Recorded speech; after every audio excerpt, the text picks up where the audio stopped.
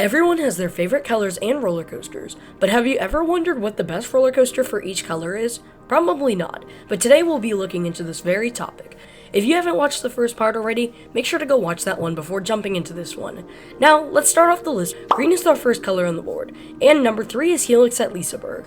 This is arguably the best mock multi-launch out there, with 2 launches and a total of 7 inversions. Helix also uses the terrain to its advantage, dropping out of the station into a corkscrew before hitting the slow mock launches, which is the only downside of the ride. The coaster has a beautiful visual appearance, winding around both the hill and Liseberg Banen, making for an overall stunning coaster. Number 2 might be a gimmick for some people, but I'll put Twisted Colossus here since one half of it is the green side after all. Twisted has the traditional RMC airtime and hang time, but with double the track length. The drop delivers the normal insanity on an RMC, but with a lateral filled turn during it, and the hills that follow are all sustained. Wave turns are RMC's specialty, and this ride has many, including the high five moment with the other side. When you duel, this coaster is amplified to another level and it makes it a world-class roller coaster. Going to Belgium, the number 1 green coaster is Kondaa, an intimate mega coaster. This roller coaster is designed perfectly. From the ride experience to the trains themselves, this ride is incredible all around. After a cable lift to the top of the 164-foot tall lift hill, you twist violently to the right in a gut-wrenching drop. The rest of the ride has a lot of airtime moments sprinkled in, with positive forces and whip throughout, including the non-inverting cobra roll. Blue is one of the most common colors for roller coasters, and to start off, we go to Japan for Hakagei. This is a massive RMC that has a dominating structure with the white supports, and the ride experience is no different. The coaster starts off with a fun pre-lift segment, and the 175 drop provides stellar airtime.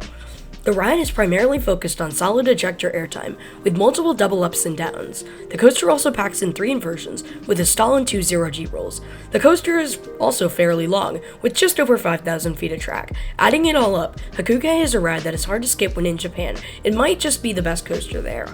Number 2 is the tallest coaster with the lift hill in the world, Fury 325.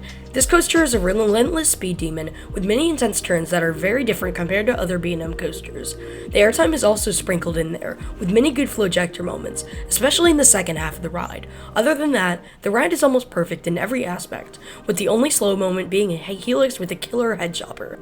The number 1 blue coaster is Air Force One at Fun Spot Atlanta, which is one of the newest RMCs in the world. This coaster has 2 different rail colors, but blue is more of a major color in the ride station and area. The ride is very intense, packing in 4 inversions and an 82-degree drop. Along with that, Area has a crazy quad down which will guarantee that everybody's thighs will be bruised when they get off the ride. And it also has some really good snappy inversions, including 2 heartline roll-like inversions, which will provide plentiful whip and lateral forces, and even a bit of airtime in some rows. Black is a very sleek color scheme for a ride, and there is no shortage of great black coasters. Number 3 is Taron at Phantasialand, which is an intimate blitz coaster. This is a very impressive launch coaster with snappy transitions about, but the main draw of this ride is the immersive theming. Taron is surrounded by elaborate rockwork and buildings, making for some crazy near-miss elements. The coaster also interacts with Family Boomerang nearby, and overall makes for a crazy experience on par with something at a Universal or Disney park. When I said that Hakagei was the best coaster in Japan, I lied. The real king of Japan is Eejanaika at Fuji-Q Highland. This is one of the coveted 4D coasters in the world, and it doesn't disappoint with the many insane moments of flipping, plus the fact that it's the largest of the 3 4D coasters, standing at a height of 249 feet. Add it all up, and Eejanaika stands as one of the best coasters in the world, but not the best black coaster, which is Velocicoaster. This coaster is very similar to Taron, with the perfect blend of intensity and theming to create an unmatched ride. The first half has some great whip in the back and dives through scenery, but the second half kicks it into high gear with airtime throughout and the best inversion of all time, the Mosasaurus roll. Purple is the last of the Roy J. Biv colors to be covered, and it has some of the best coasters in the world. Number 3 will be a surprise, but DC Rivals is slotted here. This is known as one of, if not the best mock hypercoaster in the world, with airtime galore on the twisted drop and hills, and a crazy backwards car. DC Rivals is also a very long ride, twisting through 4,500 feet of stunning purple track. Number 2 will be yet another shock, but Iron Gwazi at Busch Gardens Tampa takes the spot.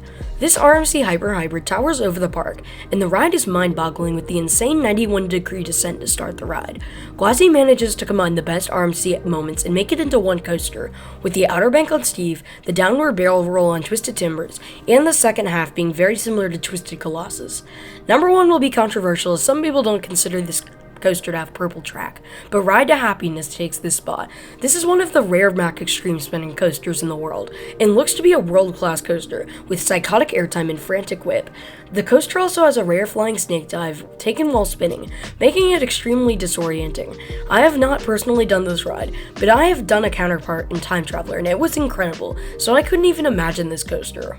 Let's end the video off with White, which has many good coasters, one of which is Formula Rossa.